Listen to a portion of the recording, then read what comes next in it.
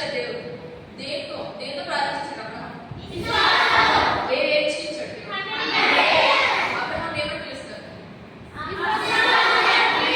ఇంకో ఇన్సిడెంట్ ఏంటంటే అబ్రహాం విశ్వాసం చూపించాడు అని చెప్పడానికి ఇంకో ఇన్సిడెంట్ కూడా చెప్పాను. మళ్ళీ ఇస్సాకు గురించి స్వదేశం విడిచి వచ్చాడు. స్వదేశం అంటే ఏంటి? సొంత ఊరు.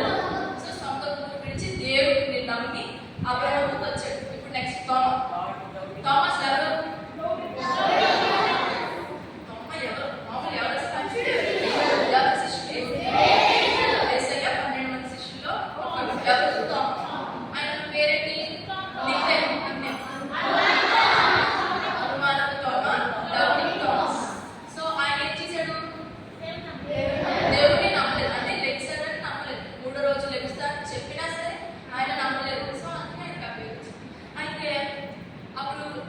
యేసయ్య తోమను కలిసినప్పుడు ఏం చెప్పారు?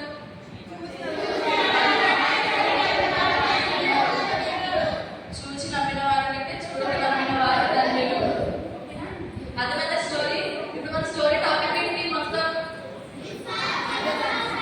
ఒకసారి దేవుడు ఏమన్నారు? ప్రసంగం చేస్తారు కదా, దేవుడు ఎక్కువ పండు మీద కూర్చొని ప్రసంగాలు అలాంటివి చేసేవారు. వింటారా? దేవుడు పండు మీద కూర్చొని ప్రసంగాలు అలాంటివి చేసేవారు. అప్పుడు ఒకసారి ఏమన్నారంటే, మీరు విశ్వాసంతో ఏది జరుగుతుంది అంటే విశ్వాసంతో ఏమడగదు అంటే ఇప్పుడు కొండను కదిలించగలము మనం కొండని. అలాంటిది దేవుడు సముద్రంలో వెళ్ళిపాడు అంటే జరుగుతుంది అని ఆ వాక్యంలో చెప్పారు. అంటే ఎంత అసాధ్యమైనదైనా మీరు విశ్వాసం నుంచి ఖచ్చితంగా ప్రార్థిస్తే ఏమవుతుంది? సాధ్యమవుతుంది. సాంగ్ ఏ పాడు మనం ఎంత విశ్వాసం అంటే ఆ విశ్వాసం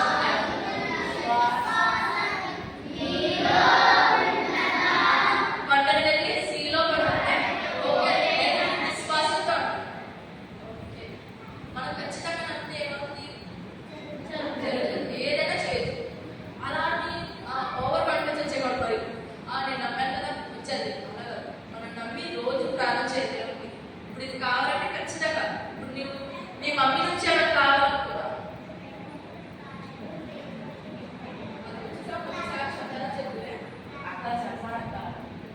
అయితే ఇప్పుడు మీ పేరెంట్స్ నుంచి కావాలనుకో ఒకసారి అంటే కొంటారా? కొంటారు. రెండుసార్లు అంటే కొంటారు. అది పట్టుకొని పీడించేద్దామా? కావాలన్నప్పుడు ఏం చేస్తారు? పట్టుకొని పీడించేద్దాం. అలాగే దేవుడు కూడా మనం ప్రార్థనలో విశ్వాసించాలి. ఎవరైనా కావాలి కావాలి కావాలి అని ఆలోచిస్తాడు. గట్టిగా